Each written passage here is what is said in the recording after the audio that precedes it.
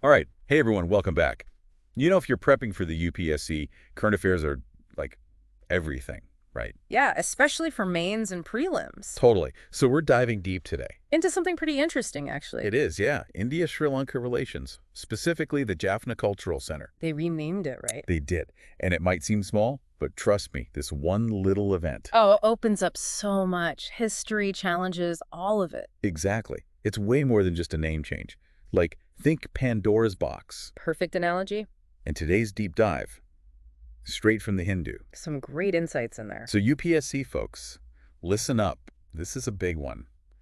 But first, we have to get the background right. Sri Lanka's ethnic tensions, all that. Yeah, it's a long story. It goes back to colonial times. The British, they kind of favored the Tamil minority. Oh, right, with administration and education. Right, and that created resentment, among the Sinhalese majority. Which, obviously didn't just disappear after independence. Nope.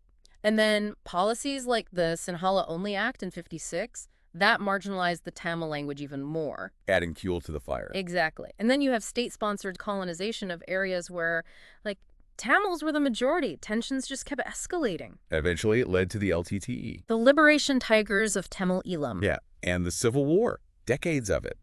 Both communities, deeply affected. Absolutely. Scars that run deep. A real turning point, though. Forced Sri Lanka and India to, finally sit down and negotiate.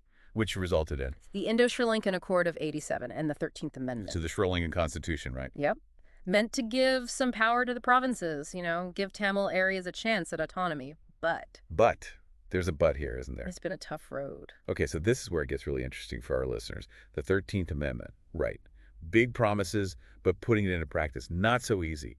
UPSC, folks, this is key. Yeah. What's the deal with this amendment? Why is it so hard to actually, make it work? So the idea was to address Tamil demands, They wanted self-governance. So the amendment says, okay, we'll transfer some powers, land, police, education, stuff like that, to provincial councils. Sounds good on paper. Right. But the wording is vague. And Sinhalese nationalist groups, they resist it. Plus, there's a lack of, actual political will to see it through. So it gets stuck. Pretty much. And that's why India pushing for full implementation. It's kind of a big deal. Okay, I see the connection now. This whole renaming thing, the cultural center.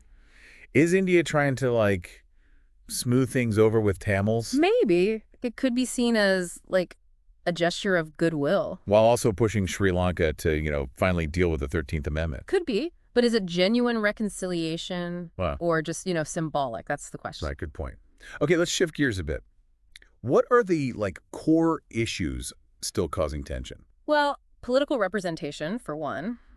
Tamils want more autonomy, a real voice. Which ties into the 13th Amendment. Exactly. They want to be in charge of their own affairs. But if the amendment isn't fully implemented, then that self-governance it's just not happening. And then there's the whole land and resources issue. Always a sensitive topic. Yeah. We've heard about state-sponsored settlements, military taking over land in Tamil areas. Can you give some specifics? In northern and eastern provinces, historically Tamil majority areas, those are the hot spots. There was this thing, the Mahawali Development Project.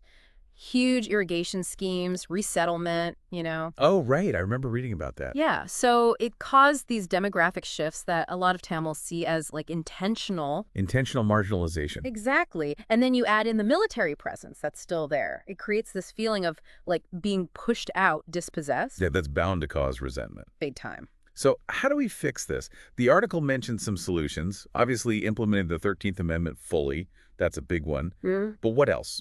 Land reform is huge. Got to address those historical grievances, Build trust, maybe returning land, ensuring it's distributed fairly, demilitarizing Tamil areas. Very sad. And governance has to be inclusive. Everyone needs to feel represented like they have a voice. So true. And we can't forget about economic development, especially in those Tamil areas that have been, left behind. Right, investing in things like infrastructure, education, jobs. Exactly. Give people economic power, make them feel included. It's a big step towards a more stable, equitable society. Okay, last but not least, India's role. Some might say India's just looking out for itself, Keeping things stable in Sri Lanka benefits them.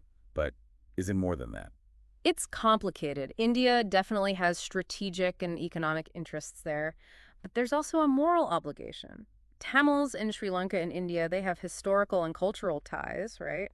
And the Tamil population in Tamil Nadu, they're a political force. They pressure the Indian government to stand up for Tamils in Sri Lanka. So it's not just black and white. Nope.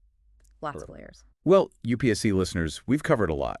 From a name change to all this, the history, the issues, the possible solutions. And for your exams, don't just memorize. Understand the nuances, how it's all connected. Think critically, especially about India's role. It's complex. Yeah, it really is. And here's a final thought. This renaming. Is it just a symbolic gesture? Or could it actually be a catalyst for real change? Let us know in the comments. And if you want more deep dives, hit that subscribe button. And don't forget to like. Big thanks to The Hindu for their awesome article.